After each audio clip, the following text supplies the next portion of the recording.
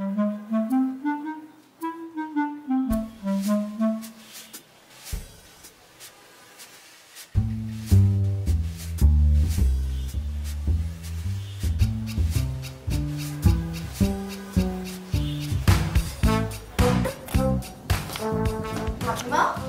Madam, তোমাকে না বললাম তুমি ঘরগুলো সুন্দর করে ঝাড়ু দিয়ে আসো।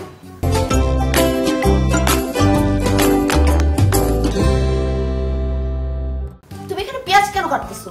কি ম্যাডাম হয়েছে কি, পেঁয়াজগুলো উগাই দিতেছিল, তাই ভাবলাম যে কাইটা ফেলি, নাহলে খাওয়া যাবো না। আমি কাইটা যাইছি। না না, এখনই যাইতেছি। না না, তুমি পেঁয়াজ কাটো। হ্যাঁ, কাটাকাটি করে তারপরে এমন সময় রান্না করবা যখন আর খাওয়ার ইচ্ছা থাকে না। আর আমি ঝাড়ু মারু দিয়ে আসি। কি বলো? সরি ম্যাডাম, ভুল হয়ে গেছে, আমি যাইতেছি। থাক, থাকো। তুমি যদি ভুল একবার করতা আকলিমা, তাহলে আমি তোমার সাথে এইভাবে আর ব্যবহার করতাম না, না তো চিল্লাচিল্লি করতাম, আমিও চুপ থাকতাম। তোমার ভুল প্রত্যেক দিনের, তোমার ভুল রেগুলার। আচ্ছা আকলিমা, একটা সত্যি করে কথা বলো তো, তুমি কি আমাকে এগুলো চালানোর জন্য করো?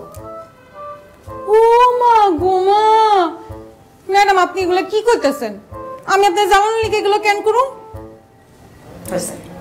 আর বেশি কথার কোনো দরকার নেই, থামো। আমি যা বলি তুমি ঠিক তার উল্টাটাই করো। হ্যাঁ, এখন আল্লাহর ওয়াস্তে যে ঘরগুলো ঝাড়ু দিয়ে আসো, যাও। ম্যাডাম পেঁয়াজগুলো কি এমনি রেখে? আর বেশি কথা। পেঁয়াজগুলো কি ঠিক করে দিয়ে তারপর যাই? আমি আসি, তুমি যাও। জি ম্যাডাম, সরি ম্যাডাম।